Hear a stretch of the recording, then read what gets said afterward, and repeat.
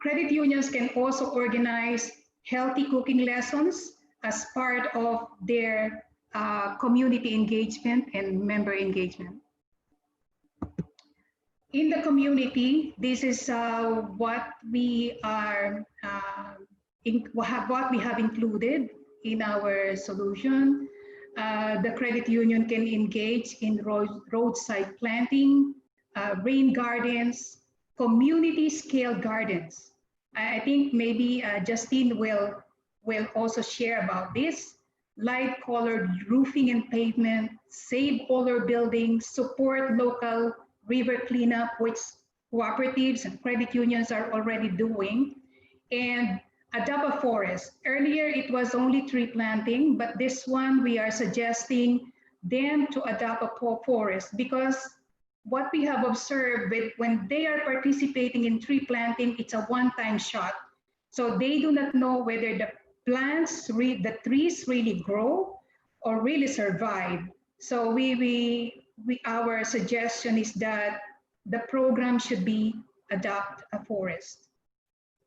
Related to the youth, we want the youth to get on board because climate change is a very important topic, and I'm sure that the young generations will get very passionate about this because they can create difference, not only in their community, but difference in the world we live.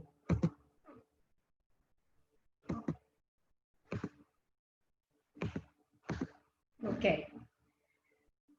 In summary, these are the game changers that we have seen and we have incorporated in our business solution. Number one is there are 6 of them, and I will explain it one by one. Number one is incorporate the 6 C of credit in lending. Earlier, we had only 5 C's of credit.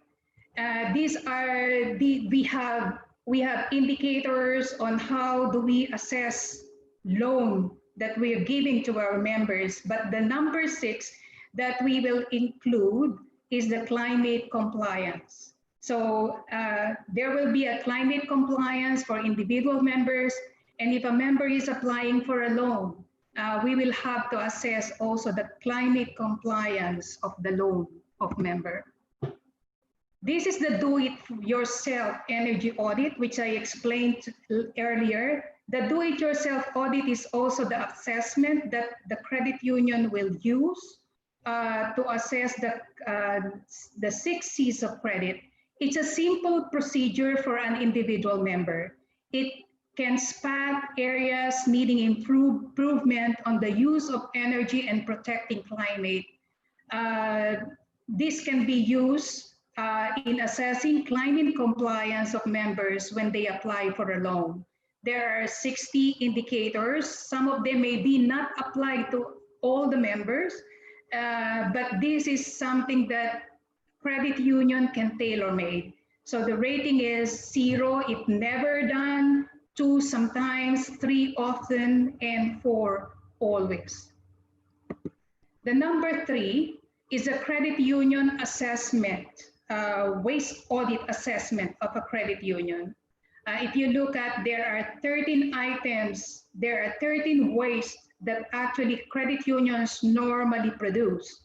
And the most important here is identify that waste, where it came from, and how the credit union is managing that waste. So the principle that applies to it is on the right side is the responsible managing of waste. The most desirable option is definitely to reduce the waste, reduce, reuse, recycle, create energy, and dispose. We have a tool that we have developed on this, and this will be used by the credit unions.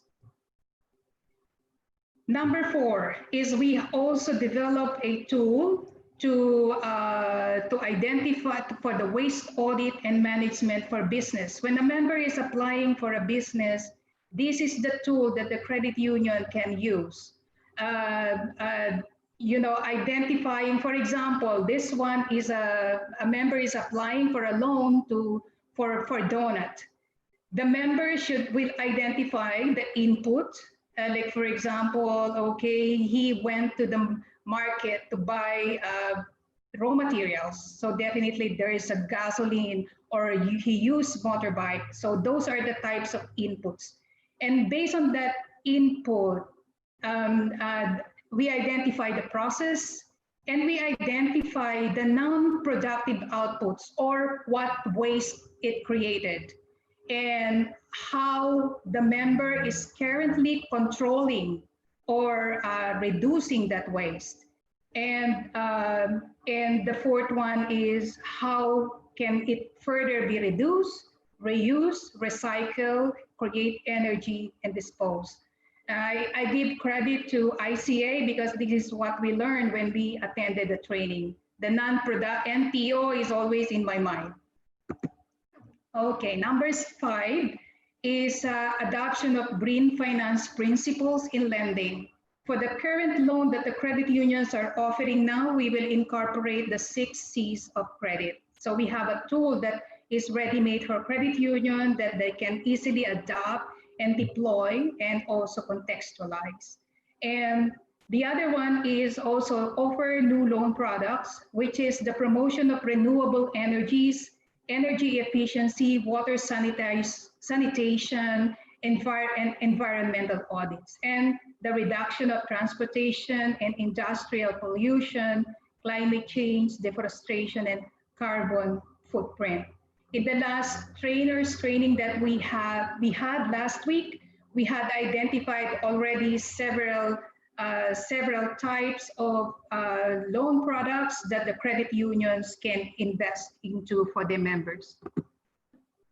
And the number 6 is we will integrate climate action in policies and sound business practices, particularly in the credit union business solutions.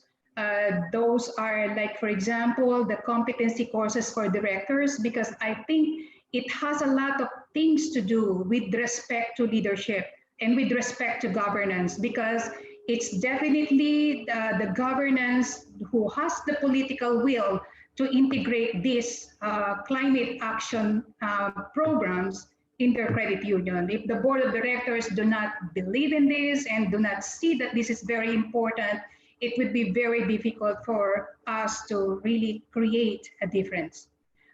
We will also include this. We have a governance quality standard. It's called Label of Governance Excellence. We will incorporate this. We will incorporate and risk-based supervision tool. We will incorporate also in access branding, which is a quality standards of credit unions based on balanced scorecard, and as well as in the leadership training for credit union directors and volunteers. Okay, so this is the action plan. The ground for change number 1 is we will mobilize credit unions, meaning to say that we need to have a lot of awareness building so that the credit unions will see that this is something that will related to their business and affect the members of credit union and affect also the future generations.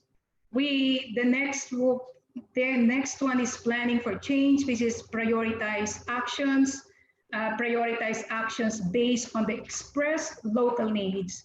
Action plan will be prepared based on the guidelines that we have provided, and strategize implementation. So all of this action plan was actually already shared with 30 participants from 9 countries. We had the trainers training last July 1 to 3. It was the first online training that ACU has ever conducted, and it was attended by 30 participants from Bangladesh, India, Indonesia, Japan, Nepal, Philippines, Sri Lanka, Taiwan, and Thailand. So that's all I can share with you. And I give credit to ICA for, opening our eyes. Credit unions has a lot of, room for us to contribute to mitigate climate change. Thank you so much.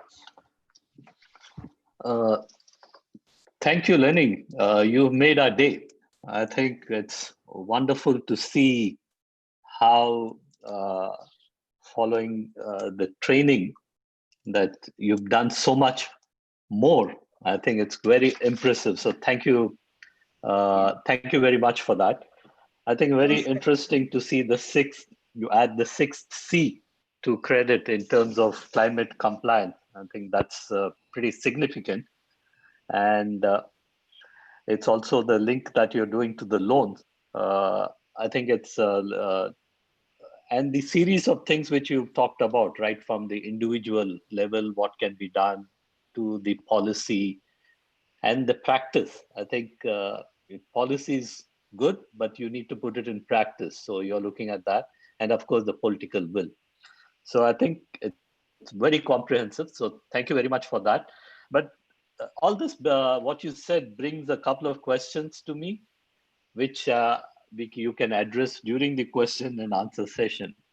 So have you done a cost benefit analysis? What is the cost? All this comes at a cost. It's when you put a lot of the compliance, in order to comply and in order to change behavior, there is a certain cost element, cost involved in it. So have you looked at how does it work out in terms of cost and benefit? And second is, how do you incentivize? You can say that credit unions have to do it. At the end of the day, there needs to be an incentive to do it. It's not going to come immediately. Over time, it will become standard. But then when you have to start, there needs to be some incentives. So are there any incentives that you all have in place which can bring about a change in behavior, and then which over time can become part of what credit unions do? So these are a couple of questions. So maybe you can address it toward the end of when we have the question answer session. Again, thank you very much for you. I'd now like to move to our next speaker, Shri S.P. Singh.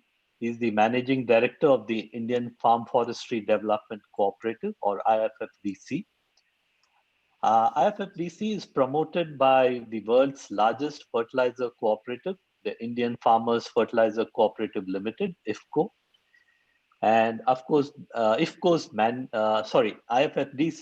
mandate is to develop wasteland through afforestation for climate change mitigation, watershed for climate change resilience development, and livelihood development of the rural poor community of the country. Mr. Singh has a rich experience both in serving farmers' organizations and in the fertilizer marketing channels. He holds a Bachelor in Engineering from LD College of Engineering, Ahmedabad, and a postgraduate diploma in management from the reputed Indian Institute of Management in Kolkata. Mr. Singh, the space is yours. Thank you, sir. Distinguished guests, first of all, I would like to thank ICA AP for giving me this opportunity to talk about cooperative and climate action sustaining the environmental gain post-COVID-19. My outline about this webinar would be, firstly, I'll be talking about my organization in brief, specifically about what IFDC is doing with respect to climate change, how we are mitigating and adapting to the climate change. Secondly, I'll be talking about providing relief to the poor families during the COVID-19 lockdown. Third, I will talk about our experience in carbon trading and how we got it and what is the experience. Lastly, I will talk about bringing trees outside the forest to increase the carbon stock. So we started in 1993. We are a multi-state cooperative and working across India. And initially when we started, our main objective was to develop the wasteland through afforestation. Later on, we have diversified into number of activities. At present, we are having 172 members and IFCO is our main stakeholder, having 95% equity. Besides that, we also have members called Farm Forestry Cooperative Societies and Livelihood Development Cooperative Societies. We are dealing with agri inputs such as certified seed production, IFCO fertilizers, agrochemicals, and other agro inputs. In social projects, we are working in the fields of farm forestry, watershed, rural livelihood, then horticulture plantation, building of community institutions, women empowerment, capacity building, etc. So first I will talk about the farm forestry and the climate change mitigation, which is addressing the SDG number 13 on climate action. Forestry is helping us basically in sequestration of our atmospheric carbon. And this 152 farm forestry cooperative society, which are our members, they in turn are having 19,000 members, out of which 32% are women members. And up till now, IFDC has been able to convert 29,000 hectares of barren land into a lush green forest. And this covers the area of about 515 villages. And these 152 farm forestry cooperative societies have formed 366 self-help groups, in which 92% are women members. Every year, IFDC, in association with these farm forestry cooperatives, is doing the plantation. And our cumulative plantation so far is 10.8 million trees. On the bottom, you can see the left side. This was the kind of barren land where nothing was, no vegetation was growing. And you can see the soil is whitish in color. The washerman or the laundry person was using the soil for washing the clothes because the soil was so sodic in nature. And right side you can see the kind of forest which we have converted this barren land into. Impact of the afforestation. First and foremost, every year because of the forest, we are able to sequester 14.7 million tons of carbon every year. Secondly, the community which is living nearby the forest are able to use 21,000 metric tons of grass or fodder for their cattle. Also, these forests are rich source of non-timber forest produce, such as tejpata leaves, cinnamon, mahua, tendu leaves, drumstick, natural colors, etc.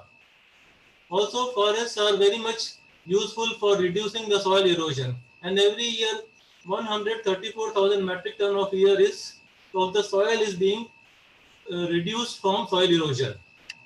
And our cumulative employment of the workforce generated is 5.2 millions. Also, because of the forest, we find that specifically in the states of Madhya Pradesh, Uttarakhand, etc., the wildlife has found a natural habitat.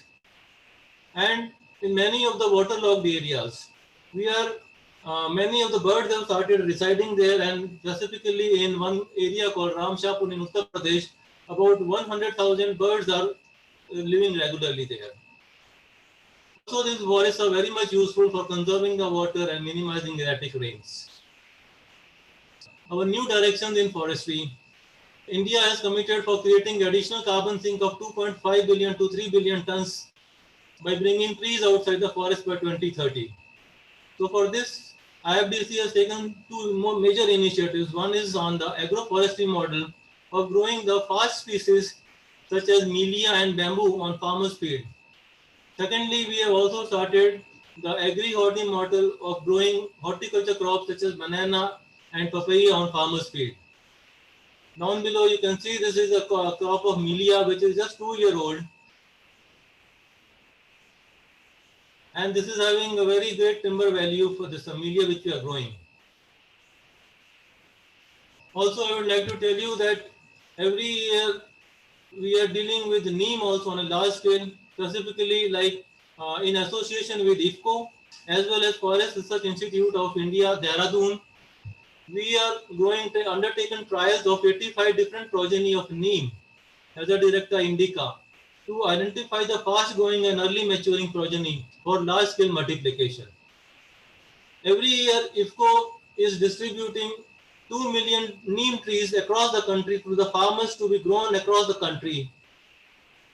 Also, IFFDC is supplying 1 million saplings to IFCO for this neem saplings to IFCO for distribution across the country. Also, we have set up a tissue culture lab now for growing bamboo plantation, for bamboo tissue culture, or also for neem and other species. Watershed and climate change resilience. Our work is addressing the SDG number 13 on climate action, also SDG number 15, the life on land. So far, IFDC has been able to construct about 258 check dams, more than 1100 ponds, nearly 1200 wells have been constructed and deepened, and 256 LDP tanks in the mountainous regions. We are working in the area of soil water conservation, and up till now, about 17,000 hectares of land has been treated with soil water conservation measures, and most of it, 70% of it, is in the farmers' land. The impact of water resource development. First and foremost, the underground water table is increasing wherever this work has been done on water resource development. Besides that, we have been able to increase the area to bring about 15,000 hectares of land under irrigation and give it to the farmers. As a result of this, the farmers are able to go for crop diversification and grow cash crops and vegetables and go for rabi crops which are not based on merely on monsoon or rainfall only. Also, because of soil water conservation and soil water resource development work, every year the soil erosion is reduced to the extent of 68,000 tons. And also we are contributing in a large way to Government of India's objective of more crop per drop and also doubling farmers' income. Also, along with the water resource development, we are working in the areas of 3 projects on climate proofing. So in this, firstly, we are generating awareness among the rural community about how to develop the climate change resilience and how to do adaptation also to the climate change through various capacity building programs. And then also we are encouraging farmers to adapt climate smart agriculture such as DSR in seed production.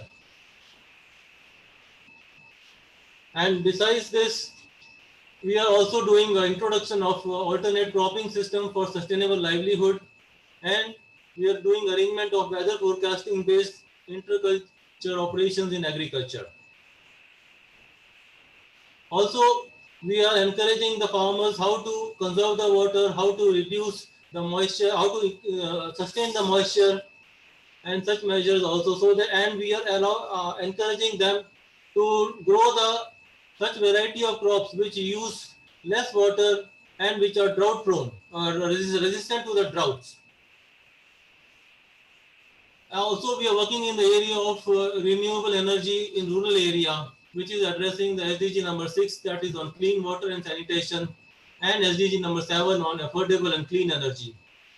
So we are doing number of projects, including CSR projects, where invariably we are giving the solar-based drinking water filter units, solar street lights, solar home lights, use of LED bulbs, use of smokeless stove, use of transparent fiber sheets in the roofs in the villages.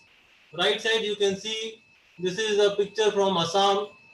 You know that 1.2 million people have been affected through the floods in this area, and this is the solar unit drinking which we have provided in that area.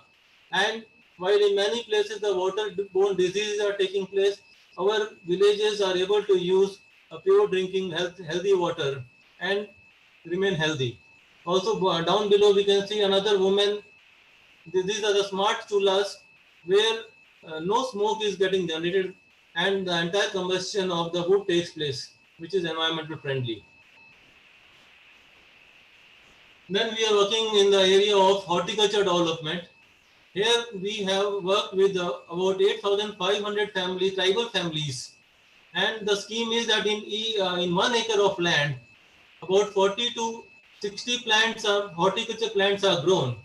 And in the beginning, for first 4 years, the farmer is able to do his agriculture also. And once these horticulture plants grow up, then he can totally rely on the fruit plants also for his income. the IFDC initiative during the COVID-19. We are providing ration kits to the poorest rural families. We have encouraged our self-help group members to do the stitching of face masks and distribute them. We are providing food packets to the corona warriors at hospitals. We have started wage labor employment work in forestry and watershed projects.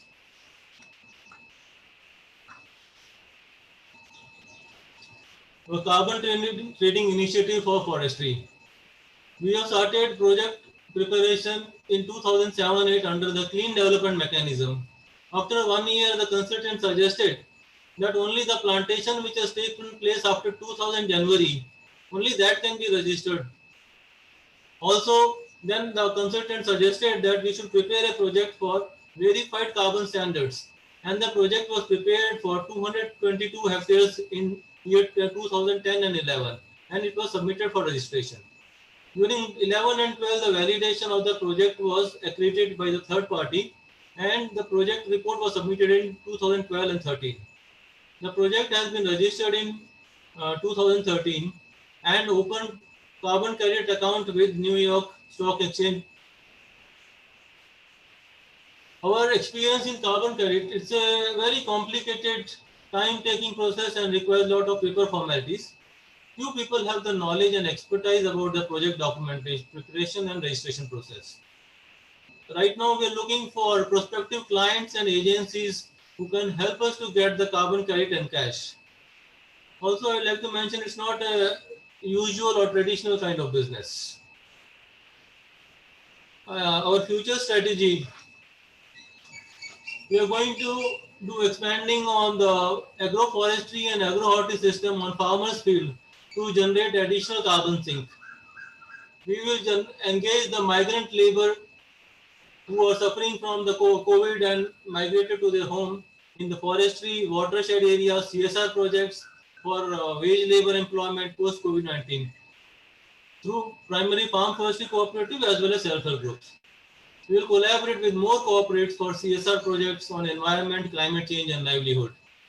We will collaborate with wood industry for economic returns from the forest to the forestry cooperatives. To conclude, cooperatives can play an important role in addressing the climate change through mitigation, resilience development, and climate proofing actions. It will save the planet by saving all forms of life on Earth. More and more cooperatives should come forward and join hands or contribute with the cooperatives like IFDC to conserve the ecology of the Earth to deal with the climate change. These are some of the awards we have got twice. IFDC has got the Social Impact Award by Times of India, one in the field of livelihood in 2011 and 2015 in the field of environment. Also, IFDC as well as our farm forestry cooperative societies have got Indra Priya Vrikshamitra Award.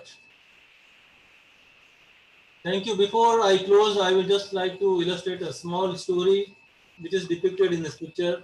This is talking about the climate change adaptation. In the Indian villages, migration is a big problem, and we find that about people are able to find employment for 6 to 7 months only, and during the rest of the period of the year, the young population are forced to go to the nearby towns to work, and the people who are old only they are left behind. So here we have shown that poultry is one of the mitigation matters, just like we go for another many of the other livelihood options so that people don't have to migrate. So this old man has tied the hen to his cot so that this hen also does not desert him like the younger generation which goes to work there. This was on a lighter note. Thank you for your patient hearing. Thank you. Thank you, Mr. Singh. I think that was a very touching end in terms of the chicken also not deserting him like rest of the family, which is so true in many of our villages. I'm sure in your last slide you mentioned that you'd like to also engage with you'd like to welcome others to come forward and engage with you all. So I think I'm sure after your presentation, many will take you on board. I would like to thank you for two things. One is specifically mentioning the Sustainable Development Goals and highlighting your contribution. I think that's very important. In many instances, we talk that cooperatives are active in the implementation of Sustainable Development Goals, which is true. But then we don't talk in terms of real numbers, in terms of how have we impacted, what is the change we've been made. And I think the figures that through which you made your case, I think is very, very important, which other cooperatives can also see how they can measure and be able to report. I think that's very important. And second, you mentioned about women and the focus on women. I think climate change and the effects of climate change are felt directly by women. And so what you talked about in terms of how it helps them in terms of access to water, access to food, access to other alternate livelihood are very, very important. I think those are two things which for me, which stood out.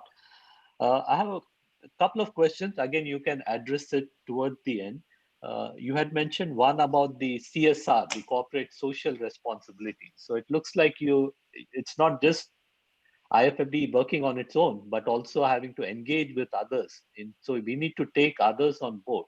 So how have you all gone about with engaging with the different CSR initiatives underway? And the other is, there's a question from one of the participants here, and that touches upon what you had mentioned about the migrants. I'll read out the question. It says, there are a lot of migrants returning to Uttarakhand, Himalayas, having community barren land available. There is possibility of herbal and medicinal plants to be grown. Do you have any future plans for Uttarakhand in the Himalayas? So these are two questions. Maybe you could touch upon it during the question answer session. Again, thank you very much for that very comprehensive presentation. Thank you, sir. I would now like to move to Justine Lin Limokon. Justine is an inspiration. She says that she has over 22 years of experience in cooperatives and credit unions, and she started her involvement at the young age of 7. I think that's amazing. Justin currently heads the Business Development Center of Lamarck Multipurpose Cooperative. She's apart from being very active in her cooperative, she's also a credit union development educator for Asia. And she has won 3 significant awards. One is the Joe Biden Awardee for the Development Educator of the Year, the Edward Feeling Credit Union Awardee for Performance Excellence, Best Film Production. And the third one, which I am very delighted, is she won the first the competition. We had a pitch at the first Youth Summit in Bali in 2016. We had a pitch where we asked our young cooperators to pitch ideas on what kind of cooperatives they would like to form. And the pitch made by Justine won the first prize. And for me, the more important thing is it's not just winning the prize, but actually going back and making sure that you put it in practice, similar to what Lenny said. And that's very, very encouraging for me. I'm sure she will touch upon that during her presentation. So, Justine, the space is yours.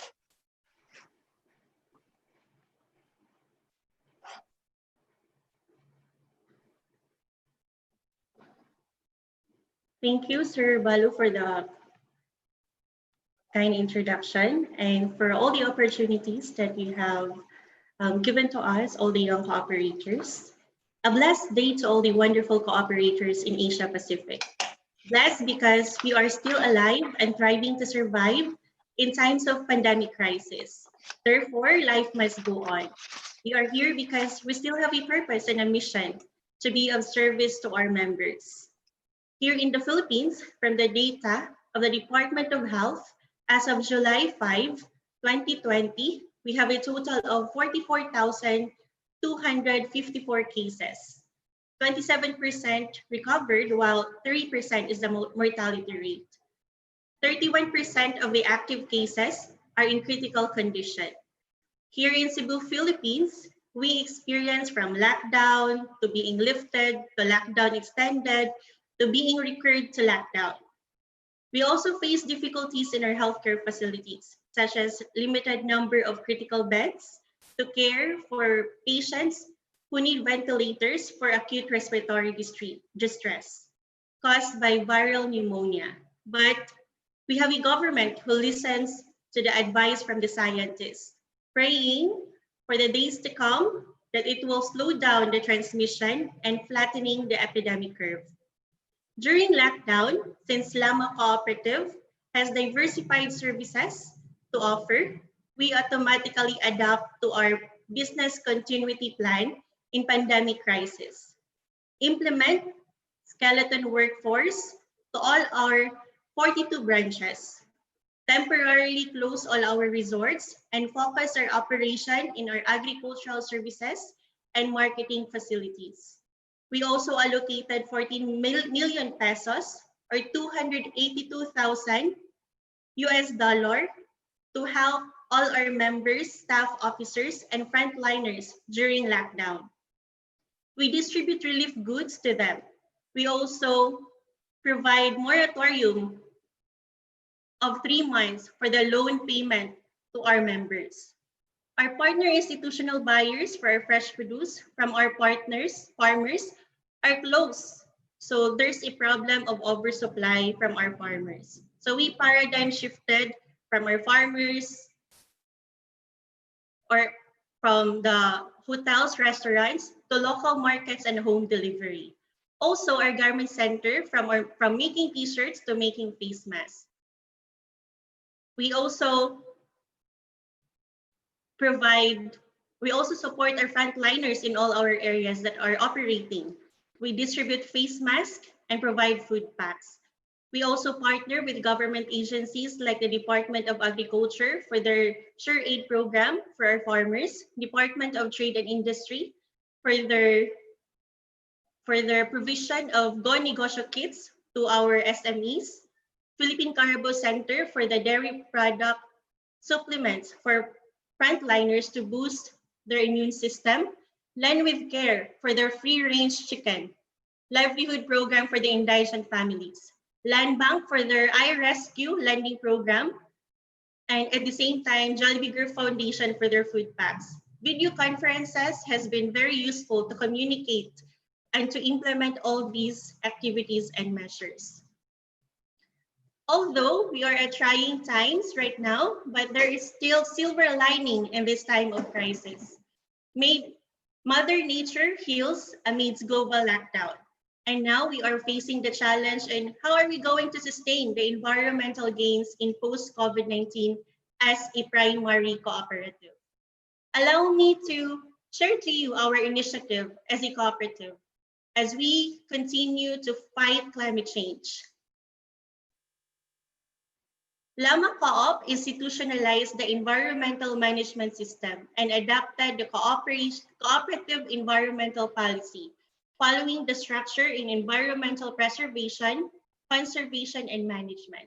Through this policy, Lama allocated 10% of the total annual budget for community services amount to be budgeted to environmental conservation and management to ensure that all its activities, products, and services are supportive of environmental protection and sustainable development. Lama Co-op believe that the preservation, conservation, and appropriate management of the environment are synonymous to sustainable development and economic development taking place today could no longer compromise the development needs of the future generation. Lama Co-op had been and will be advocating and implementing activities and projects for the preservation and conservation of the environment, also aligned all our programs and services anchored to the SDG, true to its vision, which is a diversely differentiated cooperative, sustaining a socially vigorous community of environmentally and gender-sensitive families. Credit services is our flagship service of the cooperative.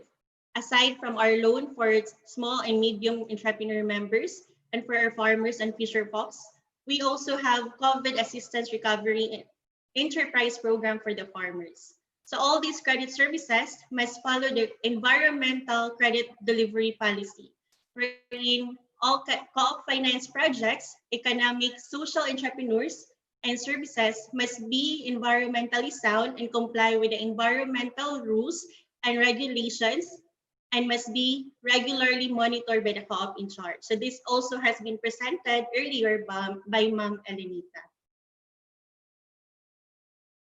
Ecotourism, Hidden Valley Resorts. So Lama Co-op also invested part of the co-op resources in the construction and development of Hidden Valley Resorts to provide venue for relaxations to the members and their families. So we use the solar panel to conserve energy, and in partnership with the Department of Environment and Natural Resources, or the DENR, we built the sewage treatment plant to produce treated water that is safe enough to release to the environment that can be used in watering the plants at the same time as fertilizers. Youth enterprises. It is also a challenge in how are we going to encourage our youth to participate in our advocacies to climate action. We help them set up enterprises, especially for our out-of-school youth. Today, they have the recycled paper making and candle making where they can help protect the environment and earn as well. In the Philippines, the average age of farmers is 57. There are only a few youth interested in farming. In our project of sustainable agricultural education program, for them to increase their awareness that there is really money in farming, also to encourage them to organic agriculture, we have series of transformational trainings and hands-on workshops. We are happy to know that some of our participants were convinced to take up agricultural courses in the university. Today, we have 5 clusters of young agripreneurs.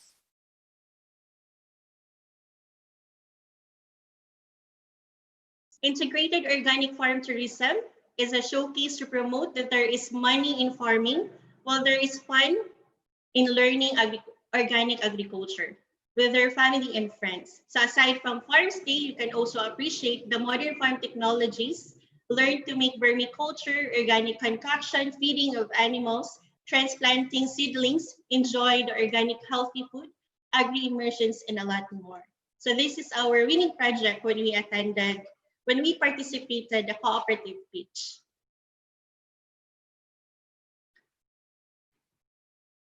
We have to step up and professionalize agriculture. That is when Lamak decided to venture in farm school. In partnership with TESDA and ATI, we now offer 3 courses: organic production, agri-entrepreneurship, and animal production, where youth, farmers, and those interested to become an agripreneur can access knowledge and skills. We also offer scholarships for them. Sustainable agriculture through agri-enterprise development project for inclusive value chain. Transformation is needed to help our farmers.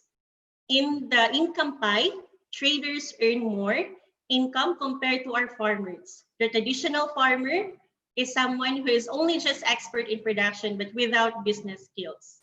We need to teach them on how to become an agripreneur, someone who is not just expert in production but also with business skills. Lama Co-op partnered with NLDC, the Jollibee Group Foundation, as well as the CRS, to the 8 steps of clustering approach. As of today, we have a total of 3,201 clustered farmers and fisher folks. Lama Co-op facilitates and provides all the needed value chain for the success of this project. Access to capital is not just the only need of our farmers. They need technical assistance, training, insurances, processing plants, and link their produce and products to the market. With this holistic approach, significant impacts are indeed promising to the farmers. They can now afford to build decent homes for their family, send their children to school, and proud to be called agripreneurs. For almost 3 decades, farmers in the Philippines have been using chemical fertilizers, pesticides, and growth regulators in their crop production strategies. Food safety is alarming in the country, but there is hope. In our agro-enterprise project, one of its valuable impacts is a transformation of our farmers from conventional to good agricultural practices and hopefully to organic. Before, smallholder farmers cannot afford and are not motivated to be certified because they can still sell their produce to local markets. But because of the demand and requirement of the institutional buyers and with our interventions as a cooperative, together with the help of our partners, they are now GAP certified farmers. These are our food and non-food processing plants, which process safe, healthy, nutritious products, also generates more employment, especially from the women's sector. These are our co-op-owned market facilities for local and our institutional buyers. Tree planting and reforestation has a mind-blowing potential to tackle climate crisis. Through our cacao nursery, which can accommodate 600,000 seedlings, today we have planted a total of 1 million of cacao trees intercropped with 200,000 coconut trees and 25,000 of Nara for reforestation in partnership with DNR, also to help and protect, at the same time care, the 48 hectare of timberland. We encourage everyone to do tree planting, which is actually the cheapest possible to help fight climate change. So let's plant more trees. Aside from those initiatives, there are also some of our practices in EMS program implementation.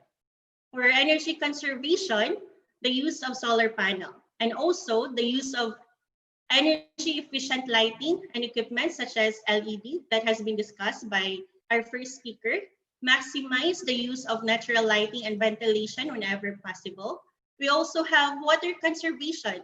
So in agriculture, the use of drip irrigation is a type of micro irrigation system that has potential to save water and nutrients by allowing water to drip slowly to the roots. So it's actually saving water. And also, and at the same time, is to conduct regular checking and maintenance of plumbing system, fixtures, and equipment. For our paper conservation, so we recycle the paper that is the enterprise of our youth, and also print out hard copies only if necessary, store information in the computer desk.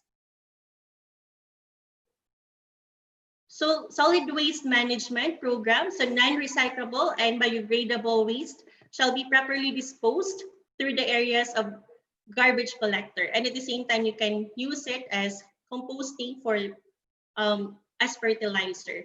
Fuel conservation program, the use of biogas can reduce the firewood, and also all cooperative vehicles should be compliant to the Clean Air Act of the government. Proper use of co-op facilities.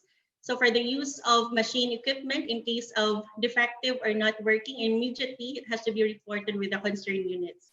So the cleaning day program, it has to be done weekly, once a week in all our areas. No smoking policy program, so there will be no smoking signages, should be properly posted in the areas of the cooperative, and provide one designated smoking area with co-op premises. Anti-smoke belching program, so all the vehicles shall not be allowed to continuously run the engine for purpose of maintaining air condition while parking in the co-op vicinity, because if this said practice will increase our pollution level in the vicinity. Also subject all the co-op vehicle to smoke emission and refrigerant testing at least once a year. So these are actually small little thing, and as the saying goes, little thing counts in crisis. Every little thing counts. Lama cannot do this alone. It needs the convergence with other cooperatives. And we are also happy with all the federations, cooperative federations that are helping us and supporting us. Government agencies, private organizations, To make all this possible, these are our partners who have shared vision to protect our environment. We have the single mission that is to protect and to hands-on the planet to the next generation.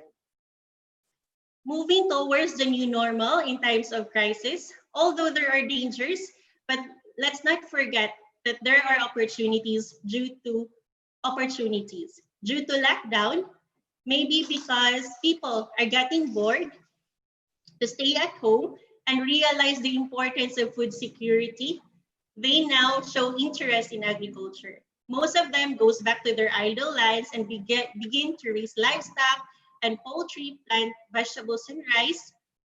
Most are also enjoying backyard gardening. Before, even though we offer scholarship programs at our farm school, but there are only few interested to learn agriculture. But today, there are a lot of those who shows interest and inquire how to avail the classes. We can never really go wrong with agriculture.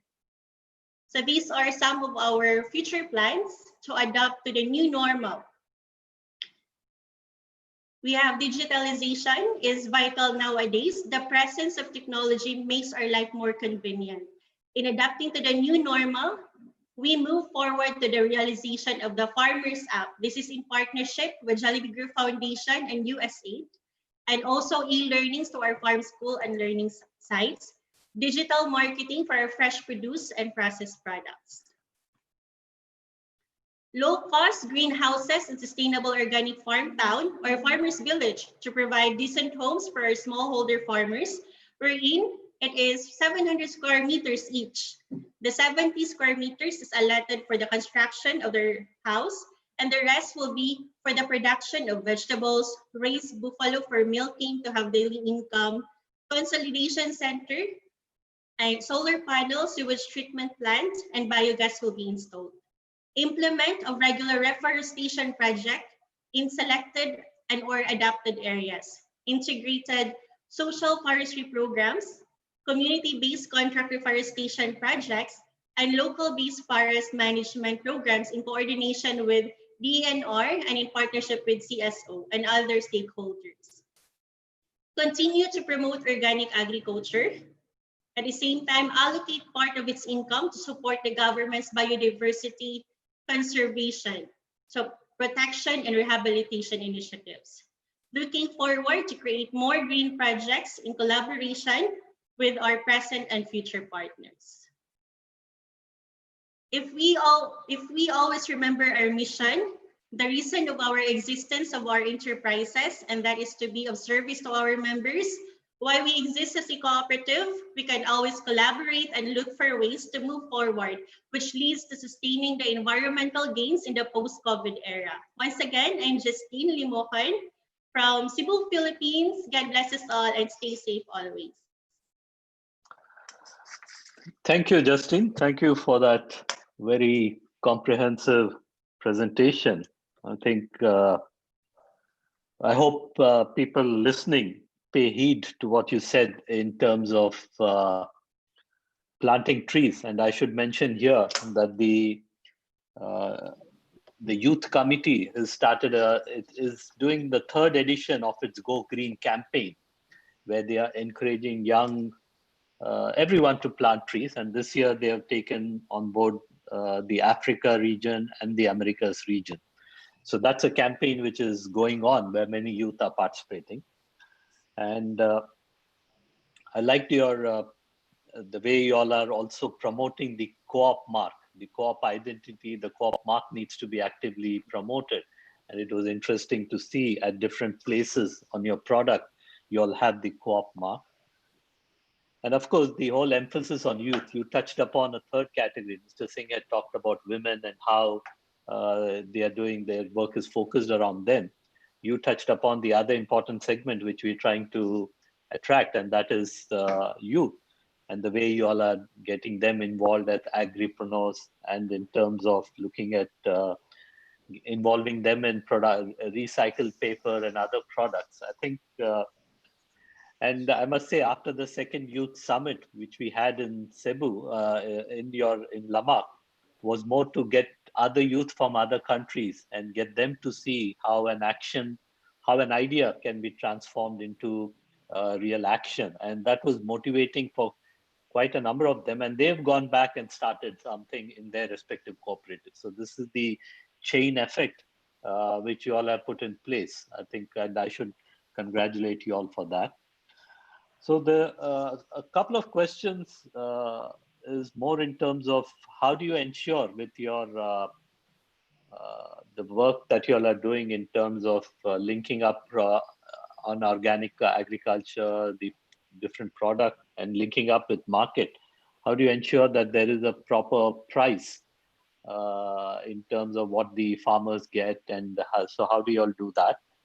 And also your cluster in terms of, is it very focused on a few products, or what is the more emphasis on? What kind of cluster? When you say cluster, how are they linked together? Is it more in terms? So those are a couple of questions, but let's go back to Lenny. She started first, so she can answer the couple of questions which were there, and then we can go to Mr. Singh and then come back to you. Okay, thank you very much, Balu. With respect to the first question, what is the cost benefit? With respect to members, I don't see cost in it, but I think I rather see a lot of savings if they are going to follow the suggestion on how they can save energy at their home. Because those are very practical ways for every individual to save energy at home, to become stewards of environment. Like, for example, plugging your television when you are not using it. Sometimes, unnecessarily, we don't pay attention to that. So I think there's a lot of awareness building to it. There definitely the credit union has to do education to the members, but the tool that we develop is something that they can learn it by themselves. And since this is linked to evaluation of their loan, they will definitely make sure that they are complying with it. And on the level of credit union, I also see that this is favorable for them.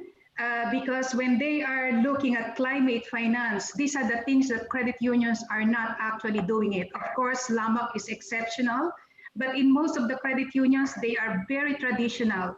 When we did a training program, many participants were realizing, wow, we can finance solar panel for our members because they have a lot of middle class members.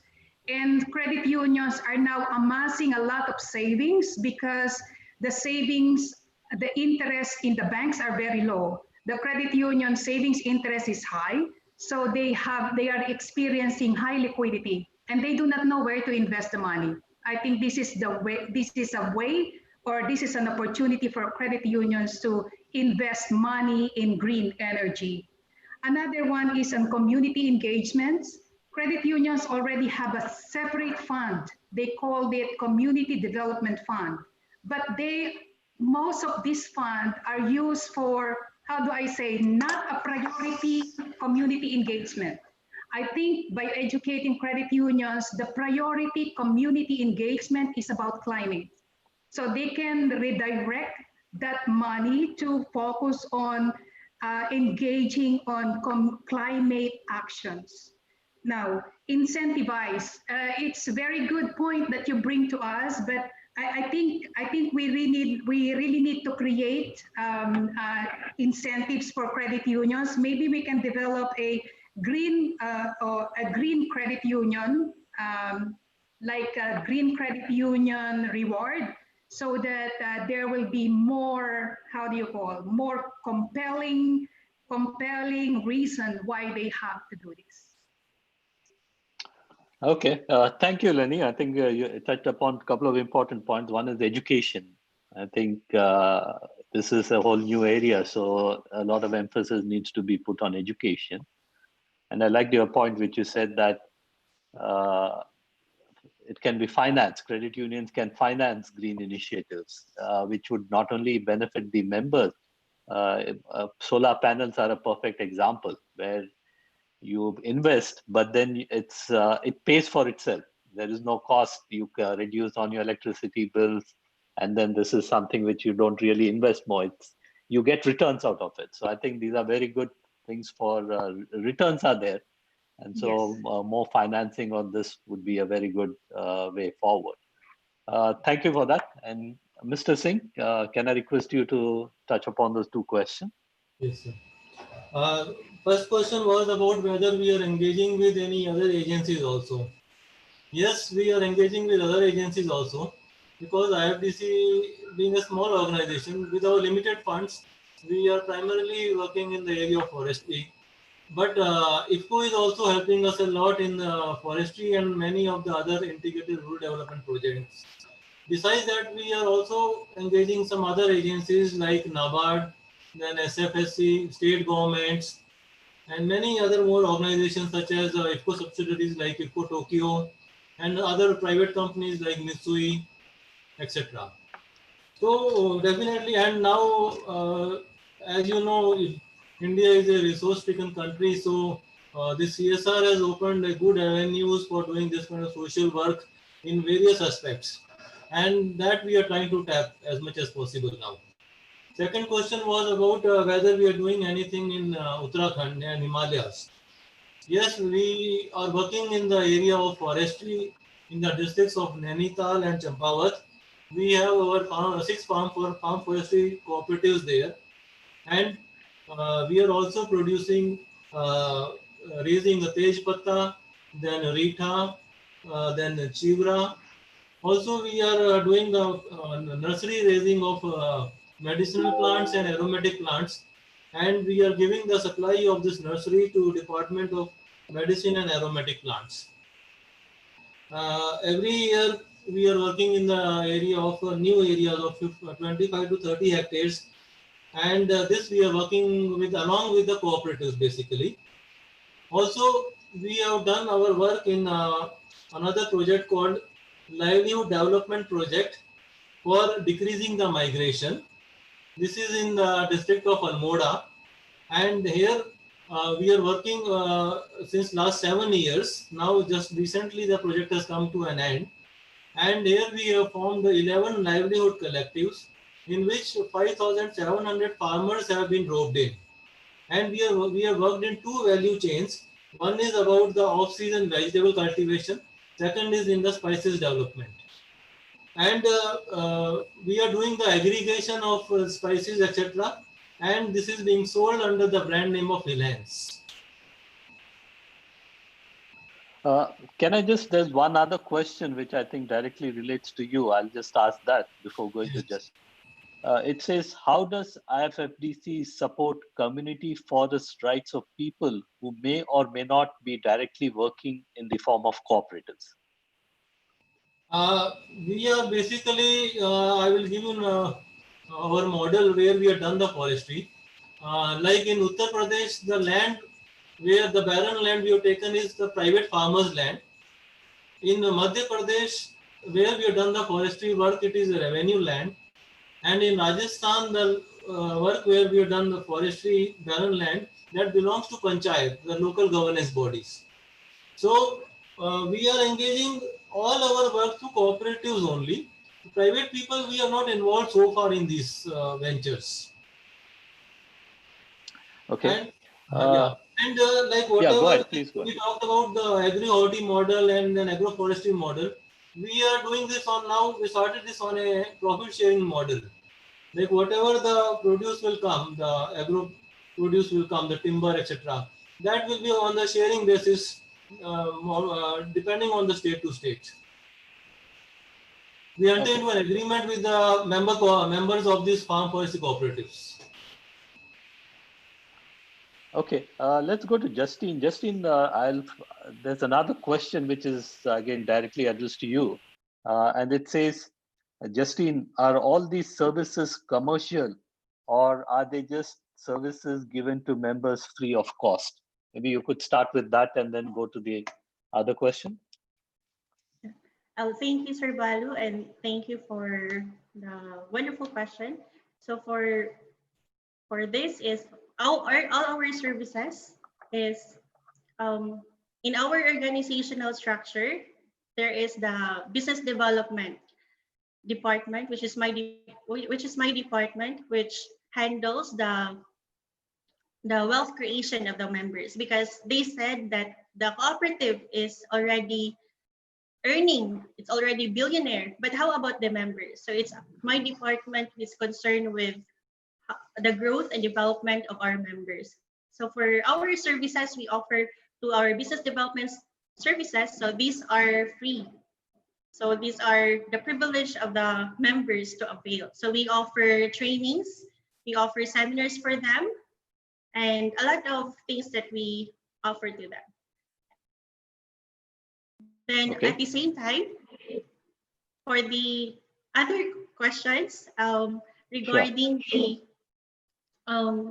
the clusters, so it's really very before the cooperative started with 70 farmers. So we are really an agricultural cooperative, but the impact is not that fast paced. So because we only provide financing services to our farmers, so it's not enough. When last 2013, the Jollibee Group Foundation, NLDC, and CRS introduced to us the 8 steps of clustering approach, wherein it is really a holistic approach that caters all the value chain of the farmers, from the production to how to organize the clusters. So the importance of the clusters, it's only composed of 10 to 15 members, wherein they are small group only, and they will going to elect themselves officers, because not forever that the cooperative is there. We want them to be self-reliant. So we want them also to be independent. And with that cluster, it's a small voice, and there would be there would be volume for collective marketing. So we always say that it's traders who are earning more income, because they can have collective volume. But for the farmers, smallholder farmers who can only have very few volume to harvest, they cannot scale up. They cannot compete with the traders. So it has the individualistic person mindset must be eradicated, but it has to be group. They have to be in a cluster for them to participate in collective marketing. And for the prices, it's in the steps of clustering approach. They will going to our farmers. They will going to learn how this work step by step, and we also teach them how to make production module. In production module, they will going to learn how, because the farmers, it's their disadvantage, because they don't do recording. So that's why they don't know how much they will going to price with their produce. So with the production module, they will going to learn how much their cost of their commodity and how much is their break-even income. So with this, with their break-even income, they can now, we the cooperative, we facilitate with their market, and we link them to the institutional buyers such as hotels and restaurants. So as of now, we have 80 institutional buyers here in Cebu.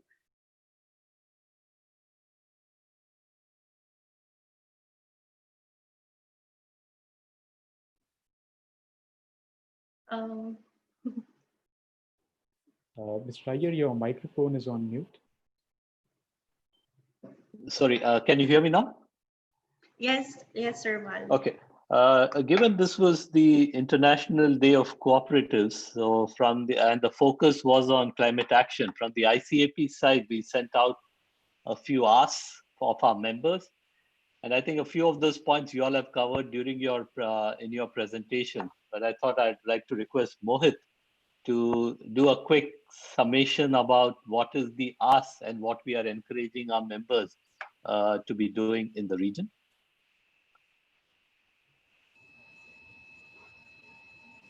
Sure. Thank you so much again for the opportunity. And it was indeed a fascinating, webinar with the various experiences from, sectors in credit, in agri-forestry, and farming and others. So very useful for, I'm sure, with all the participants and all the viewers of this webinar as to what are the outcomes of this particular initiative.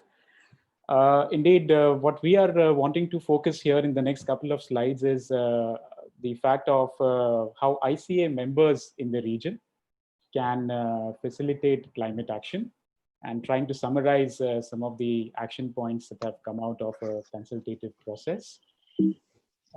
Just to remind us all, the International Day of Cooperatives, the 26th UN International Day of Cooperatives, or the 98th International Cooperative Day, which falls on the first Saturday of July. This year was celebrated by the cooperative movement across the world on the 4th of July, a couple of days back. And as you know, this year, the theme has been focused on SDG 13, or the Cooperatives for Climate Action, how we can enhance our role and highlight the contribution towards climate change initiatives. And for the region, especially here in Asia Pacific, we have been really prone to several, disasters such as earthquakes, cyclones, typhoons, and especially given the large number of vulnerable population, it's very important for the region to have specific strategies as to how we facilitate climate action. And hence, for the International Cooperative Alliance, with its 107 members and 32 countries in which we work in the region, we have come up with this strategy to reinforce the 7th cooperative principle on concern for community, and mobilize our members to climate, commit to climate actions, and achieve a fair, green, and just transition for all communities. We are doing that with a 6-point strategy with certain action items for the members and ICA and cooperatives in general. First, indeed, is to make sure that the cooperatives at large engage with the public to promote the cooperative identity. We should make sure we are able to spread awareness about the values and principles of the cooperative movement. And that is something which will, make the general society much more aware about the cooperative enterprise model and the business model. For instance, there are several initiatives like the ones in Japan by Jazenchu, and in South Korea by the National Agriculture Cooperative Federation, which has been organizing these exchange tours and programs to engage especially the young students and the general public also on how the farming community in their countries, in their regions are working, and the whole process of agriculture and the value chain in their regions. So that is one way on how we can indeed promote the cooperative identity and showcase the contribution. The other part we would like to highlight is something also very relevant in the times that we live in, especially the post-COVID era. And one of the impacts that the COVID-19 lockdowns have had is, much less movement and several restrictions on travel, and policies like work from home and maintaining physical distance. So that has indeed contributed largely to how carbon footprints have, been decreased across the world, and we can see that in the way pollution levels have been going down and have been reported by several international media. For instance, of course, the Japanese Consumers Cooperative Union has already pledged to decrease 40% of its energy consumption by focusing on renewable energy. And also the Lamarck Multipurpose Cooperative, which already presented its case, has also been hailed to be the model of sustainable development by the CDA, or the Cooperative Development Authority in the Philippines. So those are areas also in which we can try and focus on how we reduce our carbon footprints by the cooperative movement. The other strategy, which also was highlighted thanks to the youth movement, we have the ICA Asia Pacific Committee on Youth Cooperation, which has been for the past 2 years at least having these campaigns. They run the Go Green campaign and try to link the youth and SDGs to promote the cooperatives as a sustainable business model, especially among youth. In fact, as we speak this month in July, they have been collaborating with all youth cooperators across regions in what is called the Go Green campaign for Africa's, Americas, and Asia Pacific, and have been focusing on discussing various cases and best practices, such as the ones from the IFFDC in India on how they've been greening the barren lands and deforestation initiatives that they have been addressing. Or for that example, the ones in Sri Lanka, the credit cooperative movement, Sanasa, has been working on the Lasana Sri Lanka campaign, which is a blue-green campaign, trying to address the issues of 10,000 small village cooperatives and village development societies in the country. Apart from these, we can indeed focus on the implementing the R's and the S's. For instance, of course, refuse and reduce the plastic usage that we've been doing, single-use plastic, of course. Also try to focus on reusing and repurposing some of the items like cutleries, furnitures, clothes. Also recycling some of the paper or e-waste, saving on water and electricity, and also segregating waste, in various initiatives of the local authorities and governments, and trying to contribute there.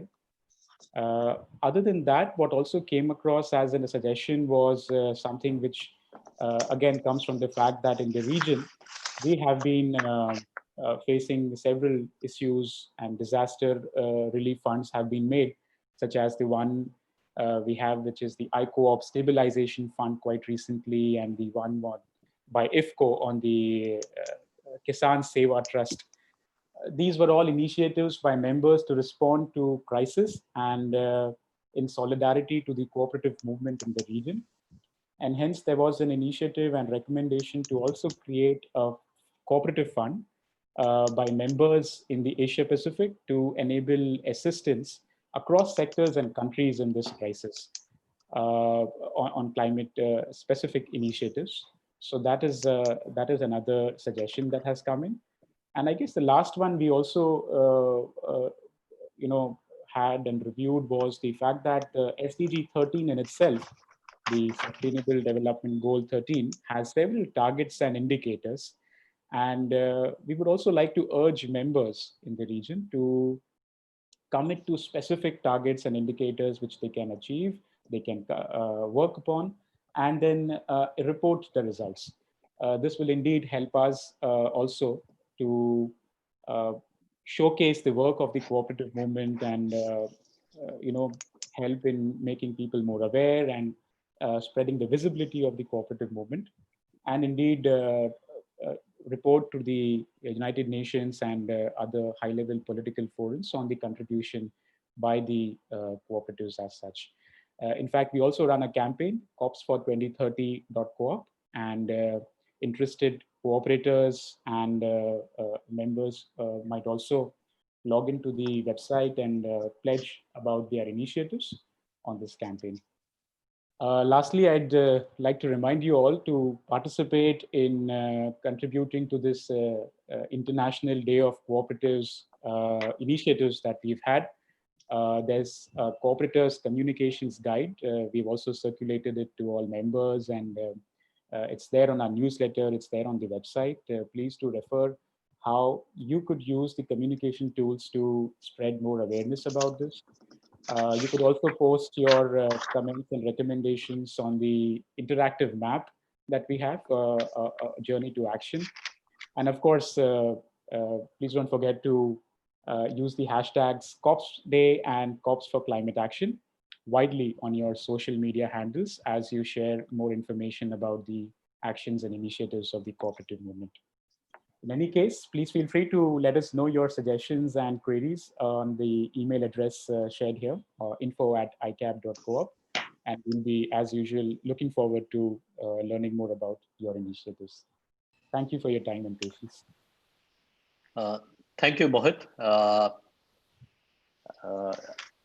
I would like to just touch upon the last point which Mohit mentioned, is for us to share. I think there is this webinar itself has shown the immense range of initiatives which cooperatives, each one of you all are undertaking. And when we talk about environment and climate, it's not just one aspect of it. It's not just tree planting or financing, but in a very comprehensive way, each one of you all are doing. And these are stories that we need to share widely, not only for the public to know about what cooperatives are doing, but this is also for other cooperatives. They are looking for best practices, they are looking for cases. And so knowing about what's happening, I think is of immense benefit to everyone. So we'd like you all to encourage you all to share and share with us, and we'll publicize it through our different avenues.